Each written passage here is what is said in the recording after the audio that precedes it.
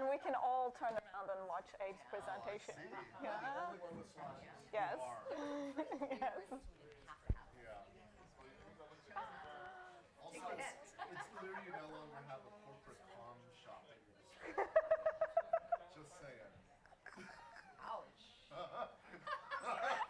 All right, let the fun begin. It's not an advantage. All right, everybody. So this is the last day of the last panel of the day. Yes, last day of the panel. Clearly, I also need coffee and a picker upper. So I'm quite excited to be moderating this panel. So we wanted to have different stakeholders in this carbon pricing discussion, and I'm very excited to hear what they're going to say. We have Jeff Dennis, Managing Director and General Counsel of Advanced Energy Economy. We have Travis Kavulla, Vice President, Regulatory Affairs at NRG. We have Casey Roberts, who is a Senior Attorney at Sierra Club. And last but not least, we have Abe Silverman, General Counsel, New Jersey Board of Public Utilities. So if you're in the field or energy Twitter, all these folks, they need no introduction. But their full bios are on the agenda anyway, if you want to look at them. In this panel, we wanted to hear their views about if and why they are interested in carbon pricing, why they might think it is not a good idea, and any legal, economic, or policy concerns they might have. So we start this panel. Everybody is going to talk 6 to 8 minutes. I'm going to time you all. And now we're going to have Q&A and 4 questions. We're going to collect cards, so folks will be walking up and down the stairs. Please write your questions, your affiliation, and we'll go from there. All right, so with that, go ahead, Jeff. All right, thanks. Good afternoon, everyone, and thanks to NYU and Duke for the invitation. Really appreciate it. And this has been a really, really terrific day. I'm now regretting agreeing to do this in alphabetical order, but we'll do my best to talk a little bit from the perspective of the advanced energy industry. So what do I mean when I say the advanced energy industry? Just a little introduction to AEE. We are what I like to call the broad tent for the clean energy industry. So our members range from wind and utility scale wind and solar, clean distributed energy resources, energy efficiency, demand response providers. Large corporate buyers of clean energy are a major part of our membership. Energy storage, fuel cells, and those involved in electrification of transportation as well. So a broad set of folks who are committed to getting to a 100% clean energy economy. And I emphasize that because unlike a lot of other trade groups in this space, we are all about 100% clean. And we're about a variety of policy solutions to get there. With a variety of technologies. And so we really take a systems-based approach to how we get there.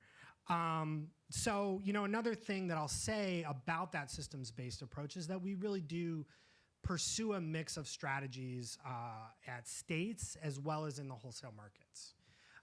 States have been the primary driver for advanced energy technology development for several years.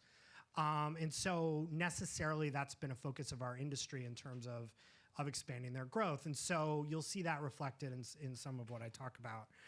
But we have, expanded in the last several years to also really work on wholesale market rules and wholesale competition. And I'll talk a little bit more about that as well. So at the outset, I will say that as an organization, we support the overarching objective that actually the House Energy and Commerce Committee came out with earlier this year of having the federal government set an objective of net zero carbon emissions economy-wide by 2050.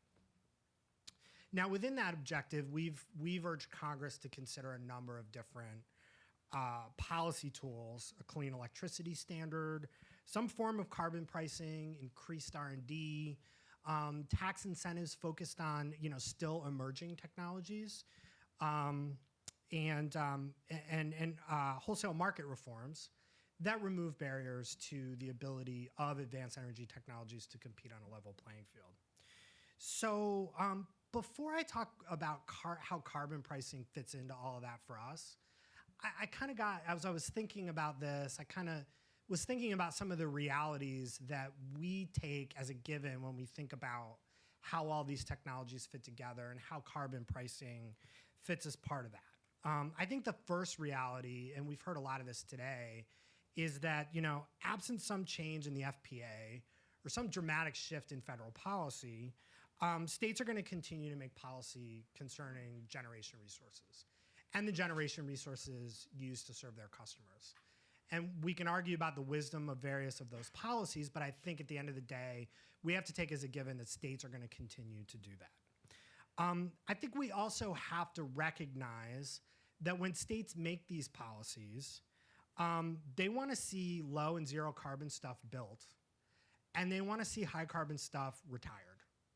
And so they want to see that shift in the infrastructure. And that's kind of how they're assessing the efficacy of whether it's a wholesale market design or a policy they're considering is, am I going to see stuff built? Am I going to see stuff that I don't want anymore, that I don't want serving my customers, retired? I've lost my place in my notes here. You can tell I'm a lawyer. We had this conversation earlier. I have to have my notes with me. Yeah, exactly. So, look, so states are after a clean energy economy transition here, right? And so that's what they're looking for. Advanced energy technologies, my next sort of reality here is that advanced energy technologies are now some of the cheapest resources on the grid to serve customers on a levelized cost of energy basis. Wind, solar, and energy storage are highly competitive today. Onshore wind, I should say. And so that's something that we've got to take into account too. That's why an organization like us is looking to continue to improve wholesale competition, because we think at the end of the day, we win under those policies. And finally, despite those cost advantages, what we have continued to see is structural barriers that prevent customers and the market from actually sort of taking into account those cost advantages and allowing our industry to scale. Whether it's wholesale market barriers that prevent our technologies from participating in the market on a level playing field, whether it's state policies that prevent customers from getting access to these technologies, or that really don't allow sort of the makeup of the grid and of utility portfolios to keep up with rapid cost declines in these technologies. All of those things are structural barriers that we have to think about alongside carbon pricing. So with all that in mind, let me finally get to carbon pricing. And here's what I'll say. One thing is clear, and that is carbon pricing has significant near and medium-term benefits for the ability of our industry to scale to the next level. I tried to take a look at a bunch of different reports and contacted a bunch of friends and colleagues and said, tried to look at some of the reports. I'm a lawyer playing economist here, but every one of the reports that you see shows that a carbon price achieves immediate reductions in emissions and growth in advanced energy technologies almost right away. So those are all good things. And why? It's all stuff I don't need to talk about, right? It aligns wholesale market outcomes better with the clean outcomes that state policies are looking for, that other folks are looking for, drives more energy market revenues to those resources and away from higher polluting resources. And so those are all good things. And what those ultimately do is they provide a financing signal for companies in my membership who are looking to build these resources. One of the things that we sometimes forget is clean energy companies are no different than anybody else. They need a bank to finance their project, and they need market signals to do it. And carbon pricing helps with that. The level of the carbon price that will get you those reductions, though, is really, really important. And there's not a really good amount of literature, analysis, understanding of what the carbon price actually, what the level of it needs to be to actually get those reductions. From what I've seen, there are reasonable price levels that will get you significant benefits in the power sector today, and that's why we should do carbon pricing. When you're thinking about economy-wide, though, you need other policies, because you need some pretty astronomically high carbon prices from what I've seen to get a lot of those other hard to abate sectors to achieve carbon reductions in those sectors. So that's something that you have to think about when you think back to those realities of states want to see change in the infrastructure and in what gets built. Another key question that we talked about today, and that I won't sort of dwell on, but it does matter in terms of the companies trying to build projects, is these questions about how you take various state-driven carbon prices and incorporate them in a market like PJM, address things like leakage, whether it's emissions leakage or price leakage. I think there's an interesting question about whether you should be addressing price leakage at all. There's sort of, it goes without saying that we're supposed to protect states that aren't acting. I'm not sure I agree with that, but something that we could certainly talk about. So I'm probably running out of my 6 to 8 minutes, right? No? You have 1 more minute. I have 1 more minute, all right. Well, let me talk a little bit about why I think, so I said carbon pricing from the perspective of our industry is an important and necessary near and medium term opportunity. I think in the long term, though, we recognize that we're going to need companion policies. And even as we institute a carbon price, we're going to need companion policies. I'll use the example of barriers to wholesale market participation. If we institute a carbon price, we're going to get a shift. We're going to get a good and a positive shift. But if we still have legacy market rules in the wholesale markets, legacy utility regulation that's holding back adoption of these technologies, we get just more cost and not as much clean energy as we thought we were going to get. I actually think that's kind of, you know, we sort of agreed we weren't going to make this a MOPR panel, but one thing I will say is when you start to look at how MOPR, like actually applying MOPR to wind and solar and other assets that are cost competitive today, you're taking wholesale market rules designed around the inputs for natural gas-fired generation, and you're applying them to these other technologies. If we continue to do that in the face of a carbon price, we're going to have higher costs, we're going to have less transition than we might otherwise have. So you have to think about these two things together. And similarly, I think in a lot of states, you're going to have to think about those two things together. A carbon price is a really efficient way to get those reductions that you want, but you're also going to have to pair it with some kind of a standard that tells utilities you've got to retire that stuff you used to rely on that emits higher generation or that emits more carbon and shift to that stuff that emits less carbon. And so these things are going to work together, I think. To preempt Travis a little bit, because I know what he's going to say about some of this, are states going to have to rethink their own policies as they think about adding carbon pricing and relying on markets to get this done through a carbon price? Sure, I think so. But I don't think that that's going to obviate the need for states to continue to have policy, or frankly, the desire of states to continue to have other policies. So with that, maybe I'll stop there. Hello, thank you all for braving the coronavirus to be here today to talk about carbon pricing and the RTOs. Very brave of you. Worthy sacrifice, I hope. And thank you for having me. The Institute for Policy Integrity and Duke University's Nicholas Institute do really high-quality regulatory comments and reports. If you're not familiar with their work product, and I say this against my own commercial interests to a certain extent, you should definitely go to their website and read what they produce. It's fairly rare, I think, for a think tank or an academic institution to actually participate in the regulatory process head-on, and it's sort of welcome that you do. So thank you for that. NRG is a large power generator and retail supplier of electricity in the United States. We own, control, or contract with tens of thousands of megawatts in generation of all different flavors, although it is primarily fossil, and we serve about 4 million customers on a retail competitive basis, mostly in Texas. I'll address carbon pricing head-on with some general points and then move into perhaps some more specific commentary. First, a lot of questions have abounded throughout the day about whether the FPA countenances FERC consideration of pricing and environmental externality into the wholesale rates for which as jurisdiction. And I think it does, or at least it could. You know, when you look at the FPA, the things we conventionally associate with the law, like solving for cost and reliability, don't actually appear with a great deal of prominence in the statutory text. Reliability added on later, but cost not so much. Instead, the law's aims are more generalized. Regulators are called, as you've all heard today, to make decisions that result in just and reasonable rates. And those are some of the most capacious terms that exist in the laws that empower regulators across the country. You can compare them to, say, what environmental emissions regulators are called upon to do when they adopt best available control technologies, a legal term that is pretty descriptive about what, say, the EPA would be aiming for.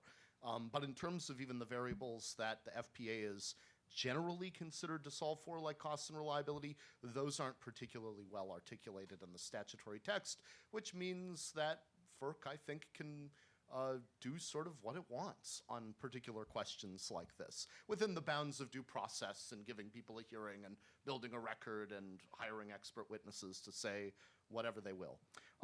So with that important caveat.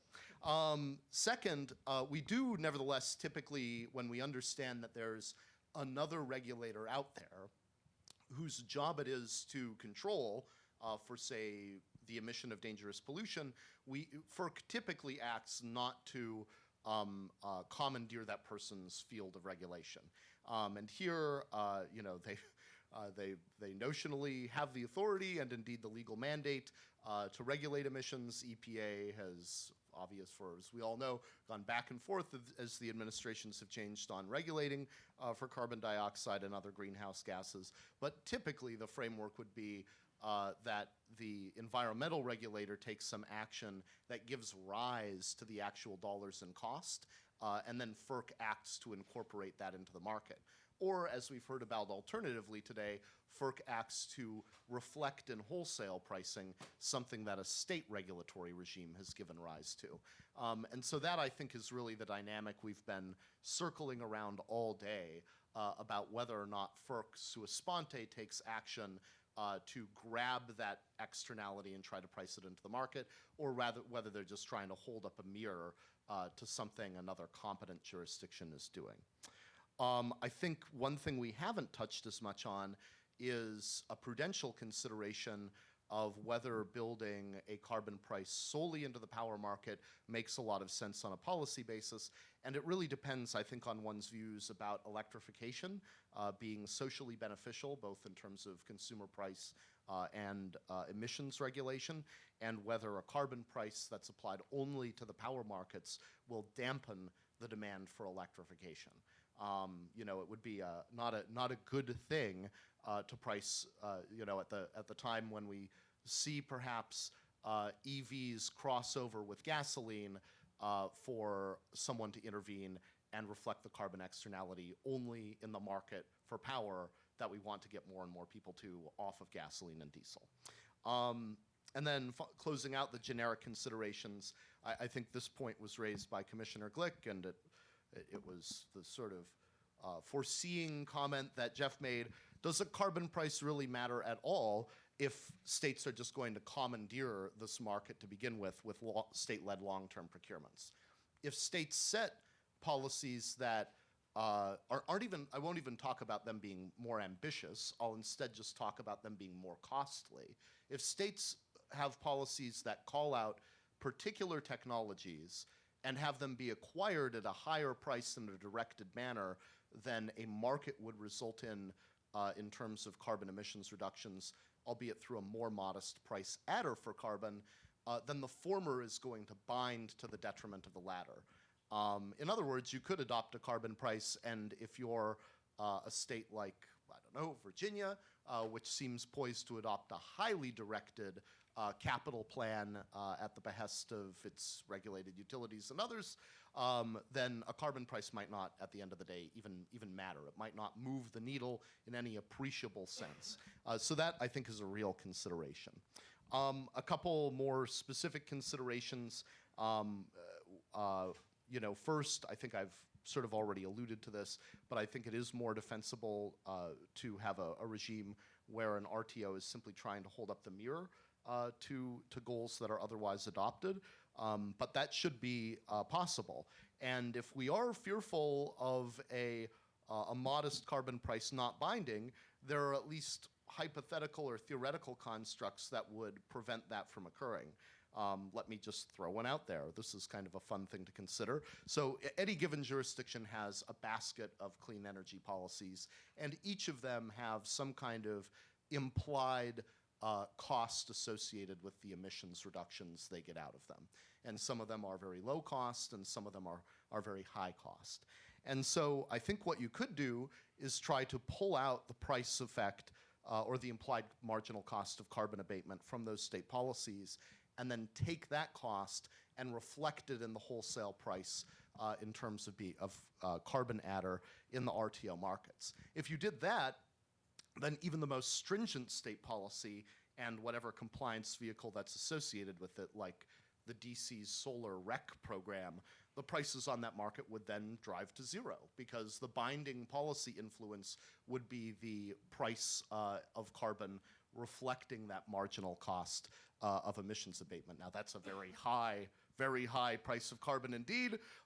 For anyone who's looked at the DC SREC market, it's quite the market. It costs hundreds of dollars to buy SRECs on the DC market for an implied cost of carbon reductions that exceeds the social cost of carbon by an order of magnitude. The rooftop solar developers of Georgetown thank the people of Anacostia for their generous contributions to climate policy, but I think that's the way you would true up. That's the way you would ultimately want to true up state climate policies to carbon pricing if you're trying to avoid a MOPR-like scenario. If, on the other hand, you were just going to sort of draw a line and say, we believe in competition and we believe in clean energy, you could certainly have something more like an average marginal cost of carbon policy, and then kind of cut off the ones that are more costly on the basis of a MOPR or another regime, basically saying we're not going to tolerate the effect on the wholesale markets of state policies that are so out of the money that they're socially unjust, like the example, candidly, I probably gave. I think that's one potential avenue to thinking about this, that sort of trues up what states are doing to the price effect in the market. But probably an alternative and more competitive regional approach to doing this is by developing something that Abe actually did a lot of work on before his current employment, which is a forward clean energy market, which has one big advantage. Rather than sort of pricing carbon and trying to fit a regime of emissions control into that, you would instead try to marketize state clean energy policies by having them procure megawatt hours denominated in clean energy credits. Make that into a regional market, make it somehow co-jurisdictional under the Federal Power Act with FERC, maybe have it run under an RTO tariff, but governed substantially by the states whose policies give rise to the demand for such credits. And then I think you would see more of sort of what Jeff is talking about, an assurance that investment actually happens in the new clean energy resources that, let's be honest, these state policies are really aimed at. They're not just aimed at carbon emissions reductions. If they were, you probably wouldn't see things like the DC SREC policy. They're instead intended to get incremental investment. And so an approach that instead tries to clear a market for a demand in clean energy attributes, or something that's associated with the positive generation of clean energy resources, may be a more tactical and politically acceptable approach. Thank you. Thanks, Travis. Casey? Can y'all hear me? Okay, thank you. My name is Casey Roberts. I'm a senior attorney at the Sierra Club, and I am based in Denver, so I did travel the coronavirus gauntlet of 2 major airports to get here, so it's scary out there, I'll tell you. For those of you not familiar with the Sierra Club, we're a nationwide grassroots organization with 3.8 million members and supporters, and we're active at the local, state, and federal policy levels. One of our major goals is trying to achieve decarbonization of the electric sector and the entire US economy. But in doing so, it's also critical that that transition be a just one.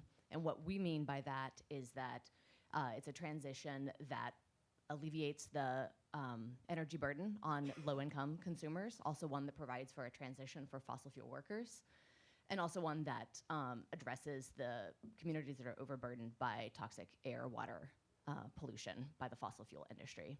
And I mention those values not as a pro forma exercise, but because they inform Sierra Club's view on carbon pricing. And that is that you cannot have carbon pricing as a standalone policy to achieve carbon reductions, that's not the sole end goal. And I think that those values and that reticence to rely solely on achieving carbon reduction at the lowest possible price is also why, as alluded to by some of the previous speakers, states have their own policies that are not merely setting a price on carbon and then letting the market do its work, right? States are concerned about many other objectives, and that may include, trying to spread around the economic development and jobs benefits of the green energy transition, trying to ensure that local fossil fuel emissions that are harming in-state communities are specifically displaced by that in-state development, and also taking on the role of stimulating development of innovative technologies, such as storage, offshore wind, distributed generation that might not otherwise get off the ground, but are really needed to 100%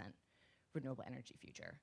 And because of that, I think the notion that carbon pricing is going to solve the MOPR, it's going to solve the federal-state tensions, is a bit misguided, because states are not just trying to achieve the lowest possible cost of carbon emissions, they're trying to achieve a wide range of goals, and that simply pursuing a carbon price, especially without states having some control over how the revenues gathered or spent, which I'll get to later, states are going to continue to pursue those other goals, even if they also have a carbon price available to sort of augment or complement their policies.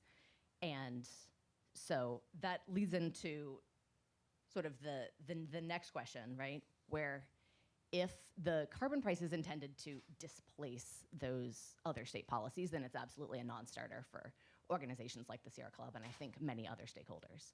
If it's intended to complement them, which is, to be fair, what NISO and PJM are proposing to date, then I think that there's a lot more potential for it, for many of the benefits that have already been cited. Our organization, however, is hesitant, nevertheless, about carbon pricing for a couple of reasons that I want to share. And these just reflect my very pragmatic and somewhat depressing view of the state of things, so I apologize, because carbon pricing is a beautiful concept. First, there's a real opportunity cost to pursuing carbon pricing through these RTO stakeholder processes and at FERC. The stakeholder process has very limited time and resources, really, to get the attention of stakeholders and to get consensus on any major issue.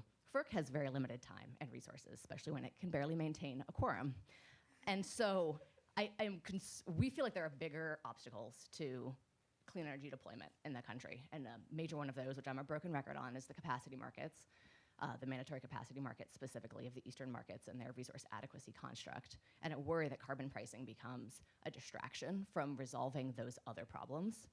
And I think, not to put words in your mouth, Jeff, but there is some of that in what you said as well, right? That if you don't remove these other barriers, there's only so much a carbon price can do.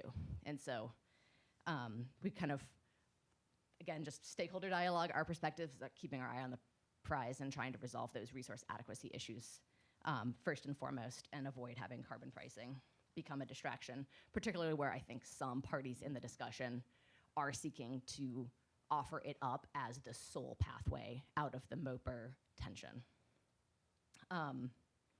Second, we have some concerns about how carbon pricing will interact with capacity markets, and that advancing carbon pricing without capacity market reform happening at the same time could be very bad for consumers.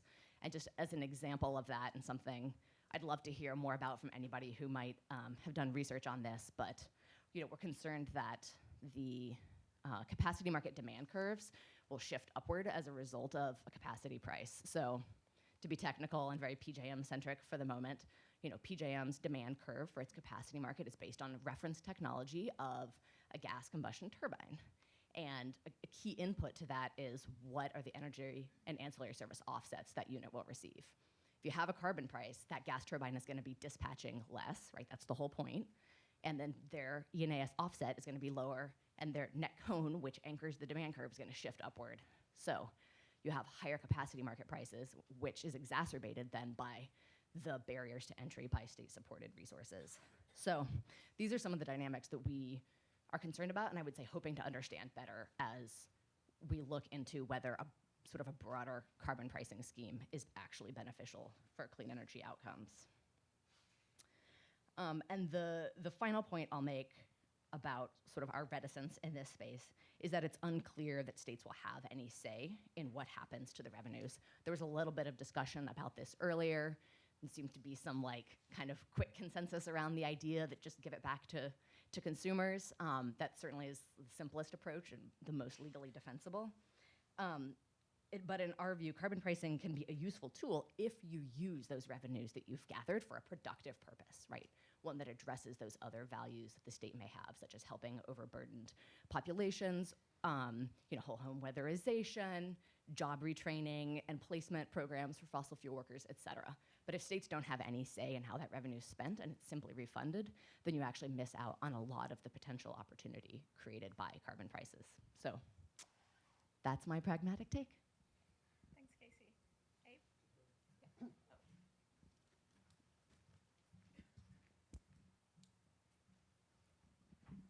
So I'm that person who brings slides to a gunfight. So my name is Abe Silverman, and I recently actually had Travis's job before he had it at NRG, and have since defected back into public service, and now the general counsel of the New Jersey Board of Public Utilities. Wow, am I not going to live that down when I get back to the office? It's live streamed, everyone. Oh boy, am I going to hear about that one? So the main point here is that these are my views, and let me emphasize, these are my views, and not necessarily those of the Board of Public Utilities. Oops, going the wrong way there. So let me frame where we are in New Jersey. And New Jersey's been a really fascinating deep dive after sort of looking at a lot of these carbon policies from a national perspective, coming to a state that is not blessed with cheap renewables. We have very little terrestrial wind. Our solar program is large and growing, and we have offshore wind because, of course, we're a coastal state. So this is our current energy mix, and I'm going to go through these fairly quickly. But you can sort of see that over the last few years, we've really become a very gas-dependent system, along with nuclear. Coal is almost gone. These are our emissions today. And you can see, we can all go home because that energy sector is only 17% of the carbon emissions for the state, which really means that we at the board and public policy makers have to look at the entire economy. And we're going to look at some of the price impacts of these various considerations a little bit later. Whoops. Oh, okay, this is a PDF, not my version. What you can see actually right about here is where carbon emissions have to get to meet our 80% reduction over 2008 level baseline emissions by 2040. So you have to zero out electricity, buildings, industry, other, and make a big dent in that vehicle piece in order to get to our long-term carbon emissions. And so this really emphasizes or implicates how I think about carbon pricing. So what does a clean grid look like? This is based on the Energy Master Plan. We did a wonderful study that I would urge other states to do. We had Rocky Mountain Institute as our consultant, along with Evolved Energy. And they did a deep dive looking at the various policy levers that we in New Jersey can pull on a statewide basis to get us to our carbon targets of a clean electricity grid by 2050 and an 80% reduction by 2040. So you can see biogas is a piece in 2050, nuclear is a piece, solar is a large piece, OOS is out-of-state solar, and that's out-of-state wind. So that's what they tell us, based on their modeling, is the least cost solution to 2050. Strangely enough, we need more capacity in 2050 than we do today, including even a little bit more gas starting in the 2040s. Why is that? Because we're electrifying our transportation sector and we're electrifying our building sector. About 80% of homes in New Jersey are heated through natural gas. That's a major contributor to the kind of greenhouse gases that we're trying to avoid. So a comprehensive energy policy has to take all these things into consideration. So I really agree with everyone, really frankly, here on the panel, that talks about carbon pricing in the electricity markets as sort of an LMP adder as one very small part of the solution. I would just sort of urge everyone to think about carbon pricing as a bit more of a broad concept. Open it up a little bit, because we talk a lot about carbon pricing as necessarily in the short-term time horizon. And one of the things that I've sort of become convinced of is we need to start shifting that carbon price into the future, into the planning horizon, and incorporating some of those carbon externalities into things like capacity markets, into our long-term planning. That's simply another version of the same thing. I really want to find some professor who's willing to teach a class and have this slide be the entirety of like the syllabus, because it shows the cost implications between now and 2050 of these various paths. And I won't go through them all, but the least cost is the low carbon outcome. And then you see what happens if you retain gas in buildings, what happens if you really don't reduce that transportation sector. Your costs go way, way up. So we are very big in New Jersey, for example, at looking at electrification of the transportation sector. And it's really driven by this fundamental research. Reduced regional cooperation is another one.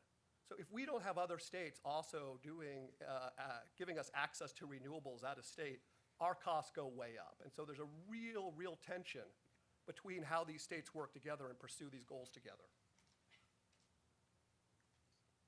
So three very quick questions, and I'm not gonna dwell on the slides here in any depth. But one, can a short-term carbon price, no matter how high, get us to 100% clean? So in order to make solar cost-effective on a merchant basis, you need, based on the MIT study, around an $80 a ton price on carbon. That's at the cheap end, 104 at the high end. For certain states like New York, where the market monitor has found lower numbers for wind because they are blessed with low-cost wind. But when you're looking at a state like New Jersey, it's actually probably higher than that. One of the really interesting things that our energy master plan analysis showed is that offshore wind is actually cost-effective because eventually it competes with out-of-state resources after we've exhausted all the intertie import capability. And so you're faced with either offshore wind as being the next cheapest resource or building out the transmission system. Really interesting implications for things like that. The other question I have when I hear people talk about carbon pricing is what happens as we go to a more and more zero-emission system? What happens to that intraday variability in carbon pricing? Is it directing the investment signal at the resources that we want to incent? This is California. You don't need to read it. The dark red is 3 times as high on an hourly basis in the morning and the evenings as the carbon intensity of the grid in the middle of the day. What does that mean when you have solar resources that are producing their electricity mostly in the middle of the day? Is that directing the money where we need it to be directed to? And so finally, I do actually have a bit of a solution, and Travis mentioned it. I've been very impressed. Robert Stoddard, who's here in the audience today, and others worked in New England on the dynamic forward clean energy market. Really, NRG built on that with Brattle and some others, looking at how do you incorporate that carbon price into the future market? And really, could you build a supply stack that would have demand and supply cross and come up with a really efficient way of pricing carbon in that forward market, giving suppliers and developers the financeable, contractable resource to go get project financing that they need to actually build something. Because one of the things I've learned being in state government, even for the brief period of time, is everyone is very concerned about actually being at a point to something. Now, everyone understands economics, everyone loves economics, but the actual ability to point to a solar panel or a wind farm and say, yep, our ratepayers paid for that, we got that, it's a really important piece of the political economy question.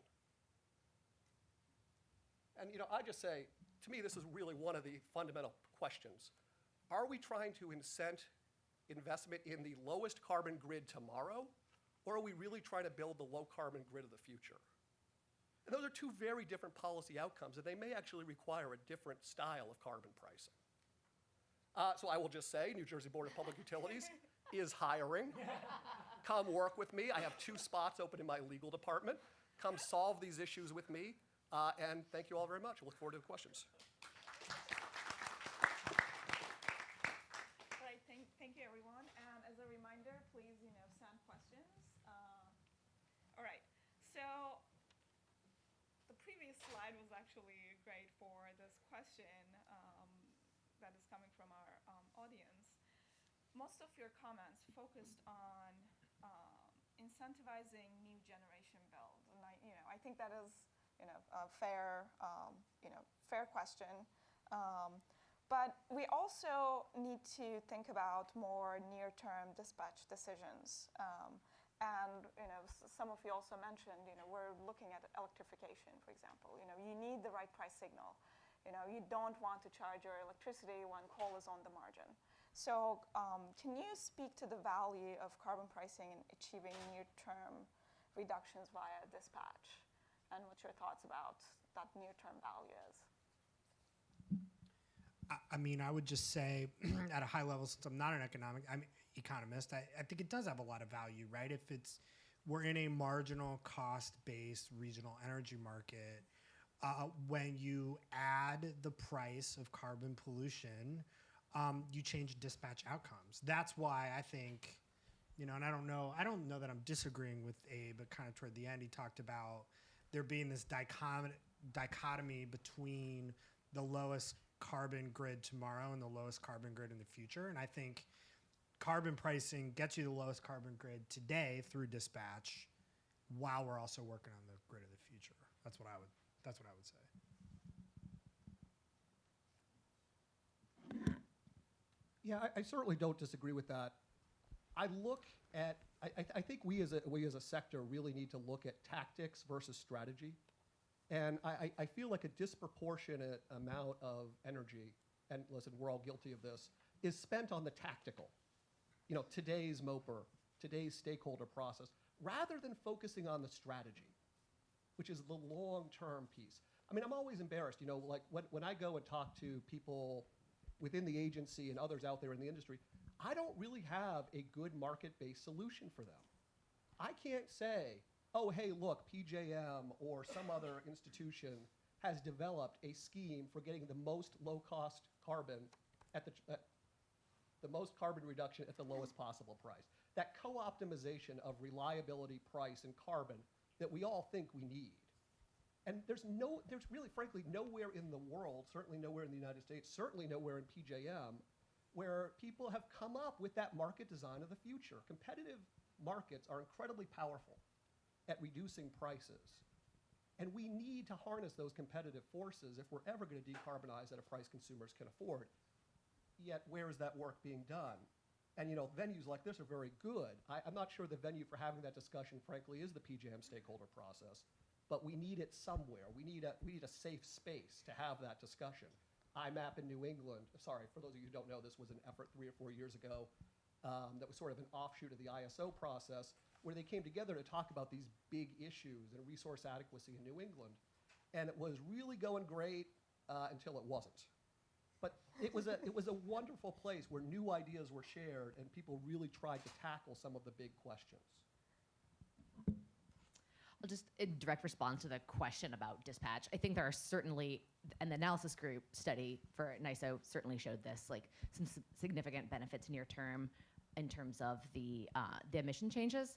One bit of commentary I'll add, and something that we're curious to understand more, I think some of what drives that, right, is dispatching coal less and gas more, and that to a certain extent is ignoring those upstream methane emissions from the gas plants. So I do question whether the net benefit, if you look at those upstream emissions, is really as large as it appears to be. So we'd be interested in seeing some maybe just sensitivity analyses from those doing those studies that factor in different assumptions about upstream methane emissions, just to have a more comprehensive picture of what net changes it's driving. Maybe just adding on, I mean, I do think there's a lot of value to making sure that actors, both producers and users of power, are faced with some kind of real-time price signal, either directly to them or their representatives or agents. When EIM started up, I was once on the EIM governing body. One of the votes in favor of the GHG policy that you heard about earlier today.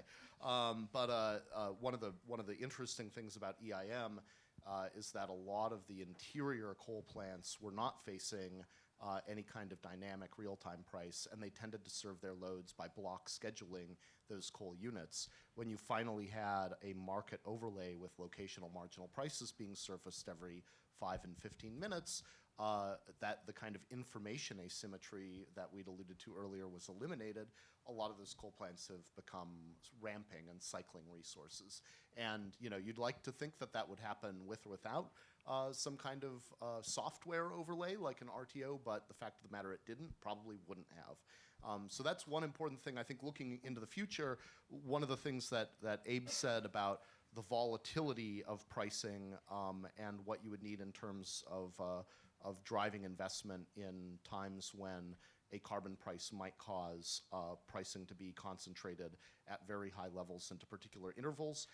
That should induce a greater level of demand participation in regions of the country that have gotten their act together and actually empowered competitive retail suppliers to act on behalf of the consuming public to hedge against that volatility.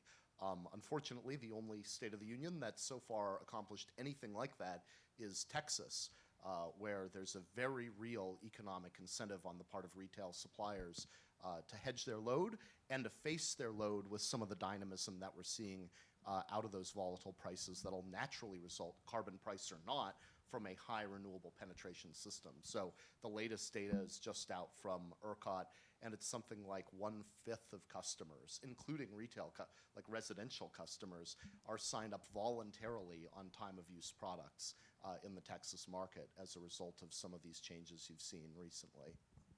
Okay. You want to respond, or I've seen you reach your microphone. Well, all right. Well, in that case, I will. One of the more interesting things, and this is kind of where Travis is heading, is the advent of time-bound renewable energy credits. Because right now, a REC can be anywhere. It can be generated any time and banked basically indefinitely.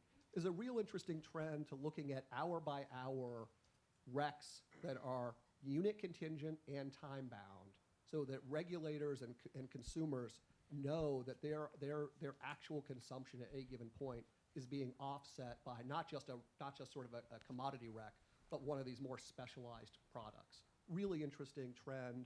Hopefully we're going to see more of that. We're very interested in exploring that in New Jersey.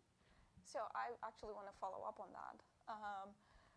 To me, that seems a very complicated way of trying to get carbon reductions by using RECs. And to me, carbon pricing is simpler. And I'm an academic working in the policy world, so when I say crazy things, everybody keeps telling me, oh, that is too complicated, we need a simple policy.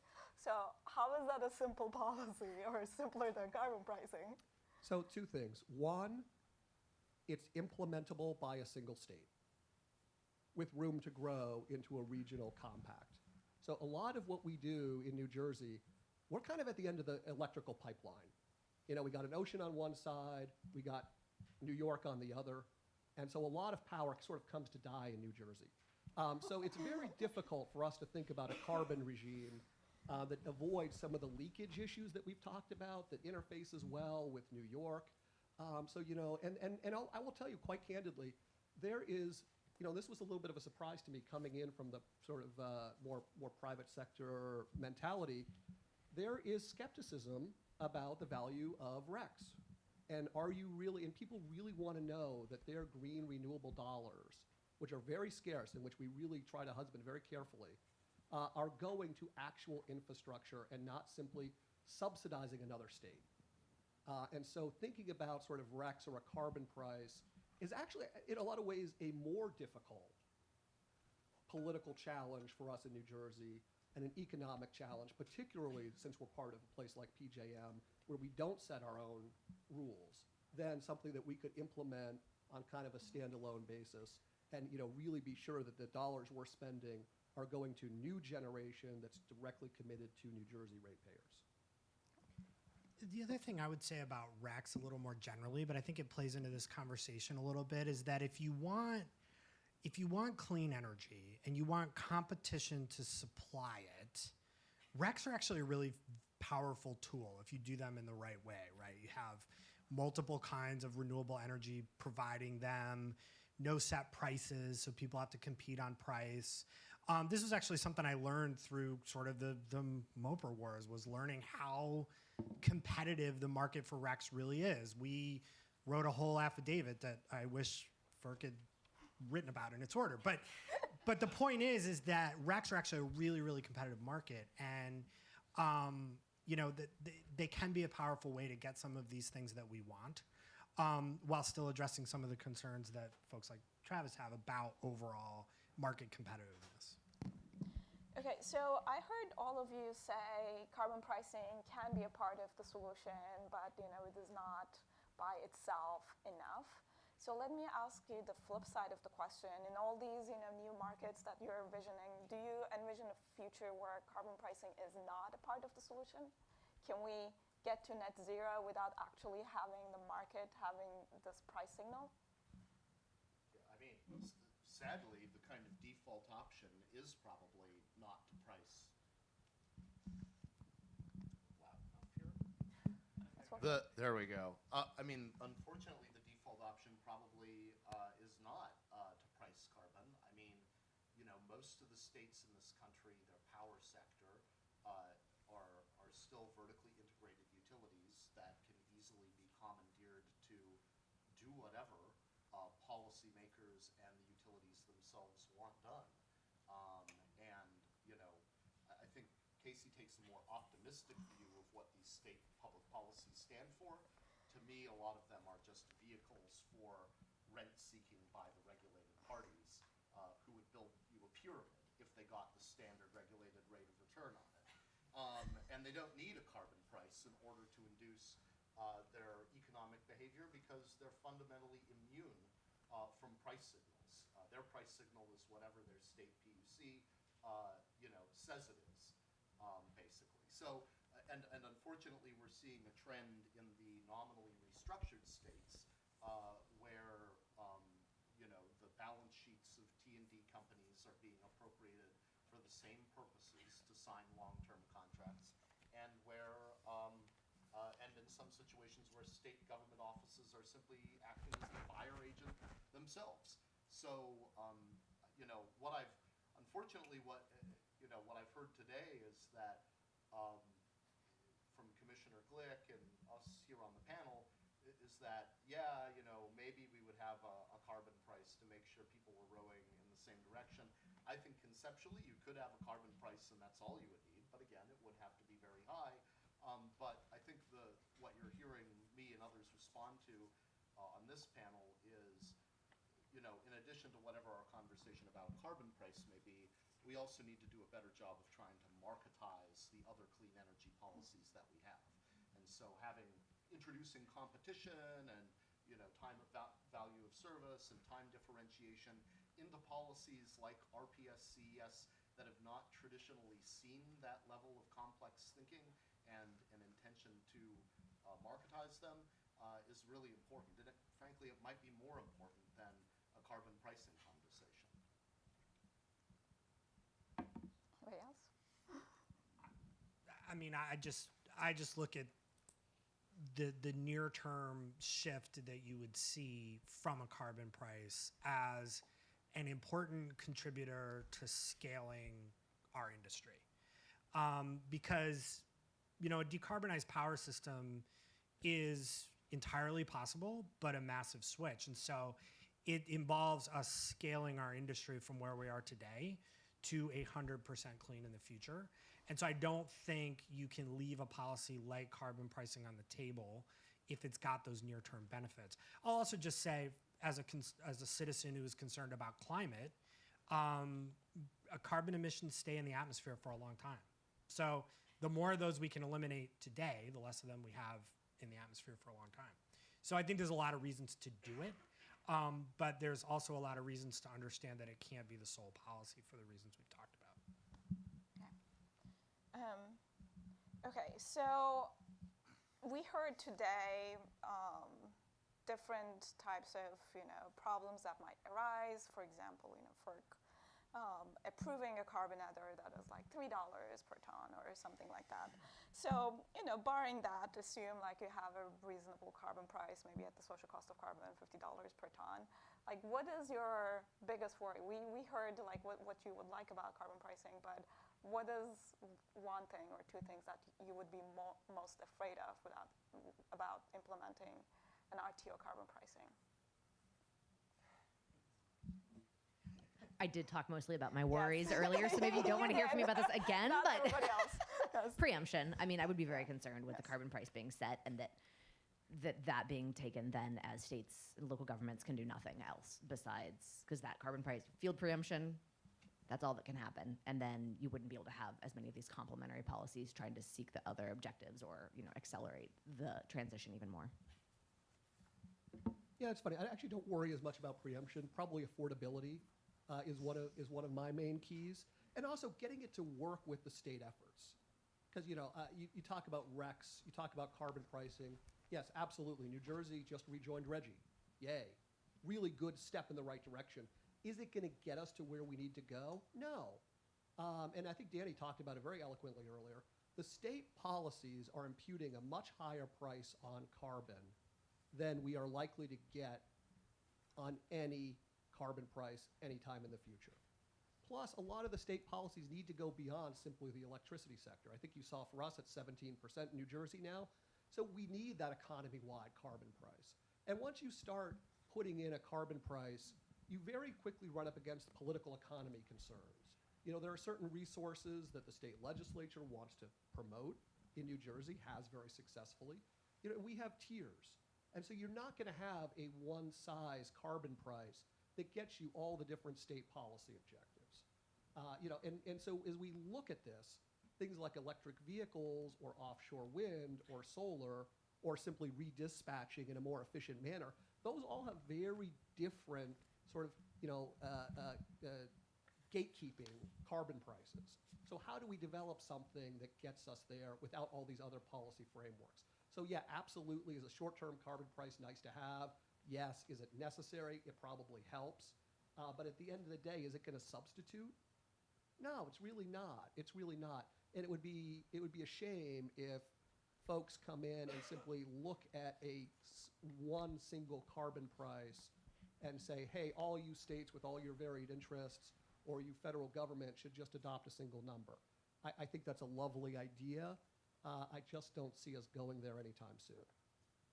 So I'll put in another pitch for the demand side of this. I mean, if you are going to create a system where certain 15-minute periods or hour-long periods have prices that hit the price cap of RTOs, ideally you want a more participatory demand side to be able to react to those volatile prices. And I don't really see, it's clearly indicating that I've talked enough. There we go. And I don't see our system really necessarily having that right now. I mean, even in the states that have restructured, 2/3 of the load is still supplied, or more, is still supplied by the default incumbent utility provider. Most of those don't have any real time of use or demand response program. And even more fundamentally than that, those load-serving entities, who should be the vehicles to actually care about minimizing these intervals of price volatility or their impact on their customers, are just pass-through entities. They just get cost recovery of whatever generation they need to supply their default customers. And so, what you need in a supply regime that has more volatility and more peaks is a load-serving entity regulatory scheme that actually incentivizes them to care and do something about avoiding those peaks. And right now, very few places in the country have sort of equipped either their utilities or their default providers or their retail markets to be able to do that. And for all the complaining that people love to do about FERC, this is actually a state PUC issue. It's not a FERC issue, and it's something state PUCs need to think more about as you're getting into a landscape where you have more renewables and if you were going to introduce a carbon price, which just exacerbates that peakiness of volatile intervals. And one of the things we just did in New Jersey was finally direct our utilities to do smart meters. And that infrastructure alone is on a 3 to 5 year rollout period. So almost before you can implement any of those demand side management activities, you need to have the infrastructure. Plenty of other states do, but not all.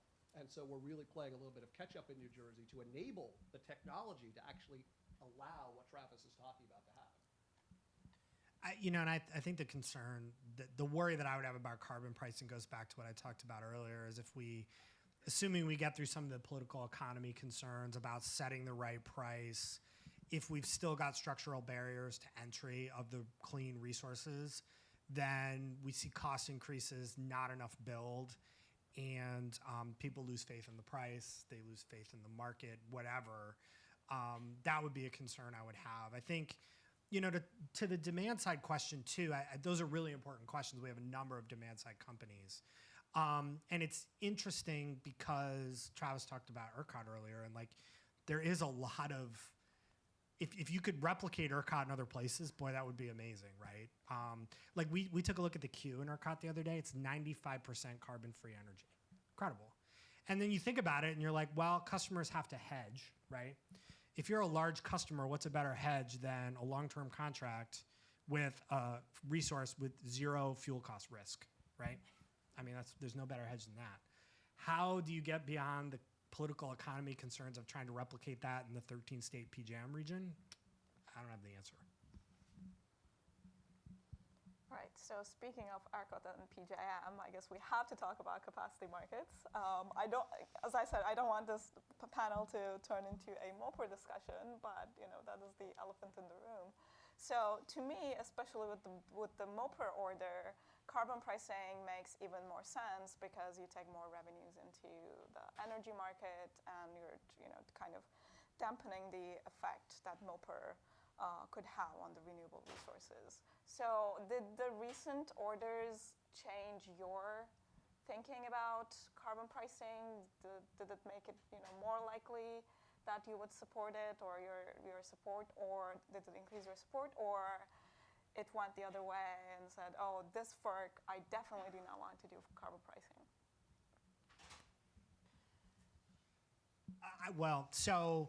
I think I think what the sort of, not to go into the merits of the order because we have FERC staff and we've done all that, but I think states want to respond, right? States feel targeted, they want to respond. And so I think it's an opportunity to get states to talk about carbon pricing and to talk about how it would work within their existing policies. So it has brought it higher on the radar screen for me because I think states previously were kind of, happy with the policies they had. They've now got this new roadblock, and so carbon pricing suddenly becomes a new thing that they can do. And for all the reasons I talked about, it will help clean energy in the near to medium term. So I think it's one of a suite of good responses that they could have. But we've still got to get over some of the other problems with the capacity market beyond the MOPR, like how it's geared toward a combustion gas turbine as the technology. And all of the economics are based on that. That creates inherent barriers to the participation of other technologies. Oh, no, go ahead. No, please. So I would say a couple of thoughts in response to that. One is that carbon pricing certainly has potential to lessen the impact of the MOPR on clean energy resources if it could be implemented in the very near term, right? Because it would increase their energy market revenues, which would mean they would have lower offer price floors, even if subject to the MOPR. And I know Northbridge did an interesting analysis on that in the NISO context, looking at, it wouldn't eliminate the cost impact of the MOPR, but it might cut it by half in some of the early years. So that does seem like a promising implication of it for me. I'm not sure if it overcomes all the other things, but it's certainly something to consider. I'm not sure that the carbon pricing effectuates a fundamental shift of revenues out of the capacity market. And it might depend on your resource mix. So zero carbon resources will certainly be earning more revenues through the energy market, but your fossil resources will not necessarily be doing so. And so they will still be looking to the capacity market for those revenues, still be making offers into the capacity market that reflect their need for capacity revenues, which could go up because they're now earning less in the energy market. So those are the kind of dynamics that we're trying to understand. And so I think the MOPR is sort of a mixed bag in terms of what it means for carbon pricing. I'll just say from my perspective, it very much feels like MOPR is relitigating a decade-old problem. Really, this is circa 2010. and we're in 2020 now. Competitive markets need to evolve past these MOPR discussions. And I actually feel like, back to the tactics versus strategy issue, and we're going to fight it. New Jersey filed a request for rehearing. We have concerns. We can talk a little bit about sort of why it doesn't bite New Jersey in a big way, probably in the first couple of years. But really, a lot of it is frankly focusing on the wrong problem. It's how do we use the competitive markets to get that low-cost renewable energy that we all agree that we need in a way that is compatible with long-term resource adequacy. And I say that with a little bit of science and modeling to back us up, because I think you saw on that slide earlier, for New Jersey, getting to 100% clean actually means keeping all of our existing generation around. It's going to run a lot less, but it still needs to be there to get us through the long cyclical time periods where the offshore wind isn't blowing, the sun isn't shining, and the batteries, at least thus far, we don't have that sort of long multi-day duration. So you need to have the gas stuff sitting there. The coal we can let go. But the gas stuff, we actually need it. And so you need to have a resource adequacy regime that keeps those plants around. And I sort of look at the German model where they had a reserve market, basically, where they basically said, hey, all of you fossil resources, we don't really want you anymore, but we know we need you. And so we're going to have some sort of almost quasi-RMR or backup market. Those are the kind of things, frankly, that we need. We need resource adequacy. I think if you look at New England, what happened with the Mystic units, I don't know why I'm referencing New England so much, but California is having exactly the same problem, where you have all these RMR units, old fossil units, or even some new fossil units that are relatively efficient, that aren't making sufficient revenues out of the market to stay around. And unfortunately, we're going to need them for a while. So we need this balance between attracting the new resources, but also keeping the existing resources and revenue sufficient. And again, as we go through all this electrification, as we see load tripling, what are we going to do? And how do we keep the resources we need there? So there does need to be, is the PJM capacity market some divinely inspired thing that can never change? No, of course not. But it serves a very useful purpose. And at the end of the day, whether we're energy only or capacity market or some mix of both, with or without carbon pricing, the fundamental economics of running a power plant don't change. That missing money needs to come from somewhere.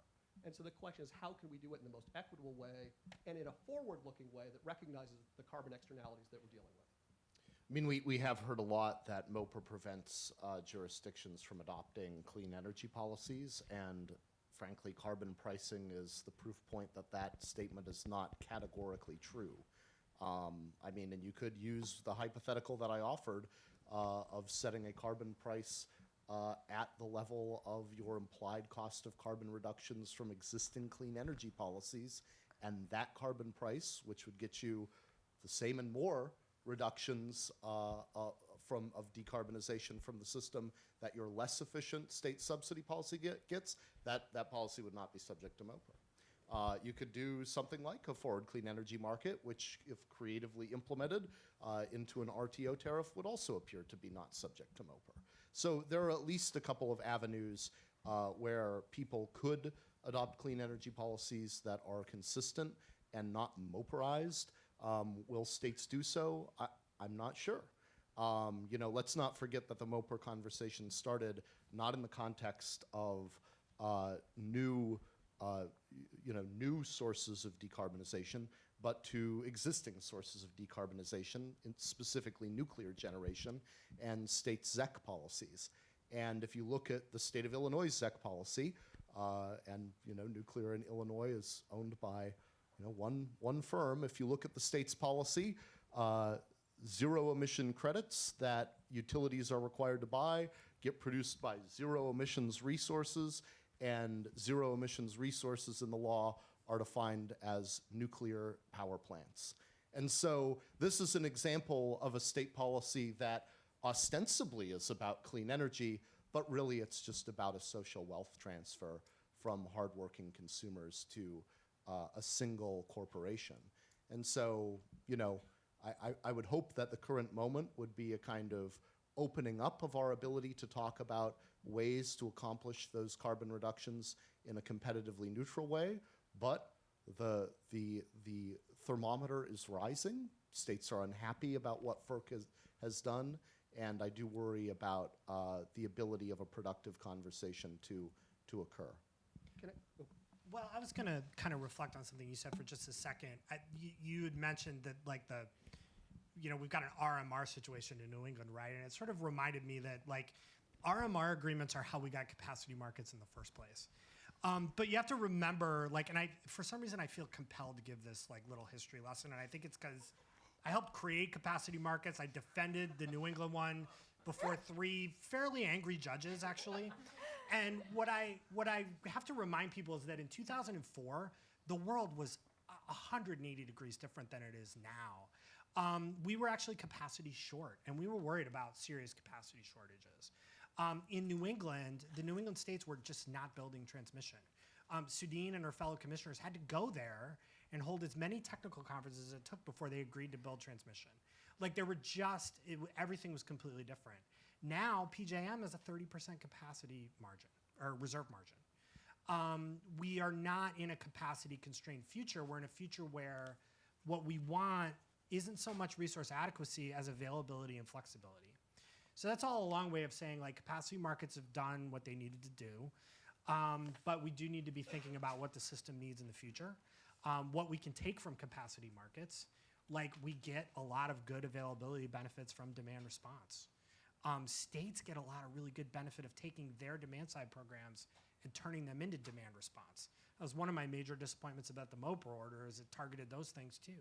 So it's a long way of saying, like, I think capacity markets have to look like something different in the future because the world has changed. And if I could just put it maybe a happy note as we get towards the end of the day, which is we have a very unique confluence of events, which is PJM hates MOPR as it's currently constituted. The states certainly hate the MOPR as it's currently constituted. And I don't think the generators love it either. So we have this unique ability. The fastest way to make this MOPR maybe a one auction or no auction and done, one and done, is to have PJM come together, sing Kumbaya, make a new 205 filing, which FERC in its passive role would have to accept so long as it's just and reasonable. So where is that work being done? And I would just simply say we should all adjourn to the bar at some point in the not infinitely distant future and work on that filing. Okay. I brought my laptop. So on that note, I'm going to take it back to carbon pricing. And I'm going to ask one last quick lightning round question. So what would be one tweak that will make you more likely to be, supportive of an RTO carbon pricing?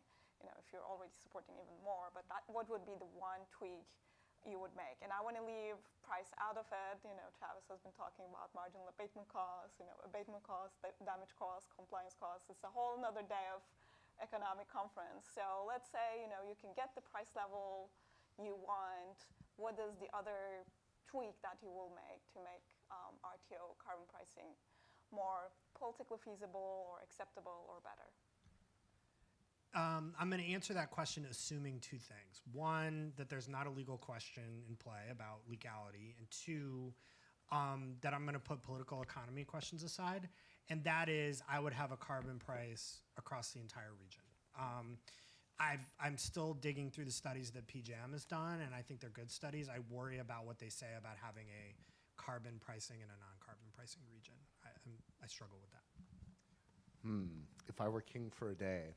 Okay, let's not ask unrealistically states to repeal all of their inefficient subsidy programs, but how about every state picks at least one, the worst, the least efficient subsidy program, and in exchange for the implementation of a robust carbon price, just agrees to let off the gas a little bit with the stupidest policies? I would want it to be paired with reforms to the capacity market that address the barriers to entry questions. It has to work. And I sort of say that facetiously, but the leakage problem is incredibly real. I mean, I'm a big supporter of Reggie. I'm glad New Jersey's back in it.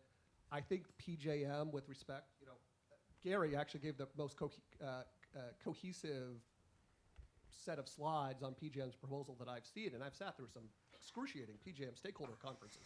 But I don't think we have the leakage issue solved yet. And a lot of the things that in California, where everything coming into the California is on a schedule, so it can have a carbon price attached to it, that's very difficult to do in an LMP zone like PJM. How do we do it? Can we actually do it as a technical matter? So, listen, if we can get that working, that would be a big, big first step. Okay, great. With that, please join me in thanking my panelists.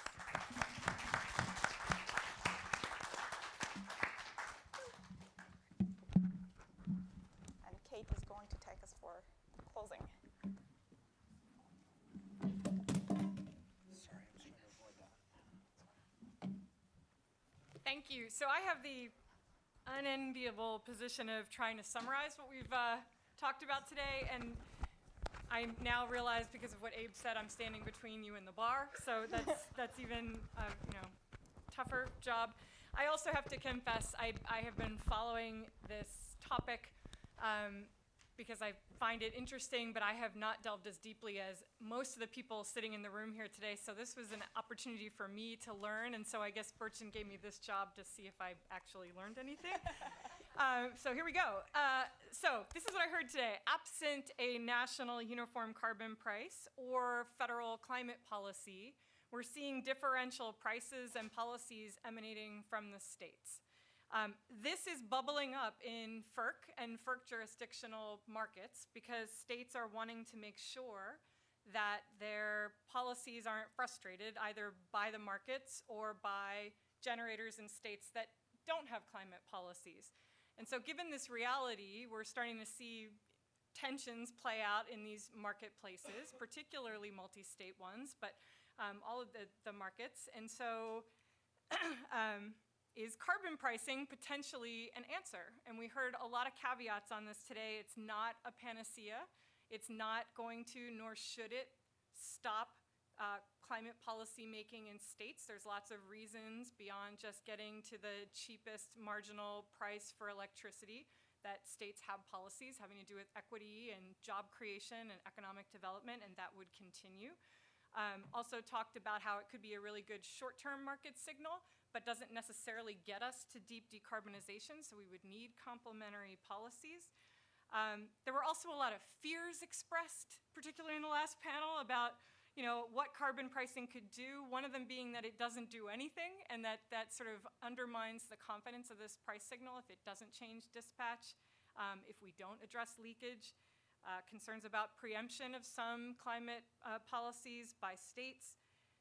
And so with all those caveats and fears, we nonetheless forged forward and talked about whether this could be a way to align decarbonization market signals, whether it could be a way to create a more efficient market that prices the externality of carbon and also recognizes the attribute of carbon-free generation in the marketplace and compensates people who bring that attribute to the marketplace. And so then we jumped into a whether and how. On the whether, that was sort of a twofold, at least twofold inquiry. It was sort of a can FERC act legally, or can the FERC jurisdictional markets? And then the second piece of that was whether they should act. We talked a lot about the Federal Power Act. We first started with, we've crossed the Rubicon of FERC approving tariffs that had some reflection of carbon prices in them, but that those were always sort of compliance costs required by state policy. And so it came from the states. And so we've seen that, we've passed that barrier, but now we're sort of in this space of, could the markets themselves step forward and create a price that either monetizes climate policies in the states so that they're rowing in the same direction, or sort of just unilaterally decides that it's important to internalize this externality. And so we talked about whether 205 or 206 might be the right mechanism. There was some talk of staging, that you may see 205 first as markets are responding to climate policies of their own states, and then neighboring RTOs start to feel the pinch, and there's leakage issues between markets, and does this eventually end up where FERC says we're in a situation where it's unjust or unreasonable. We heard that the Federal Power Act is the most exquisite piece of legislation ever drafted. We also learned that just and reasonable is some of the most capacious language out there, so that, there will need to be creative, but there probably are ways to move forward. So then the question is sort of how it is that the markets are going to be moving forward. And Travis talked about, whether they'll just continue to be sort of a mirror to climate policies, or whether they'd actually be affirmatively deciding to internalize this price. We talked about how, we talked a little bit about what the price should be based on, what the level would be, who would set it, talked about whether this should be housed in the energy market or in any of the other markets. Some of the last panel talked about even if the price is just in the energy market, there will be implications for the other markets, and actors will behave differently in different markets based on whether they're going to see more or less revenue from that energy market based on their own carbon intensity. And then I think I would just end by saying that I heard a number of times, whether it was in a bar or a safe space, or maybe for some people a bar is a safe space, that there's a real importance here to have more of these conversations kind of looking beyond the PJM MOPR, looking beyond the sort of battle of the day, but figuring out more broadly where we want to go, where we want the grid to be by mid-century, and all the different sort of policies and levers that could be pulled, including this idea of incorporating a carbon price in FERC jurisdictional markets. So we're hopeful at NYU and Duke Nicholas Institute that we could have more of these conversations. We'd love to participate in conversations you're having, and answering questions as they come up. And just thank you so much for your time and your interest today.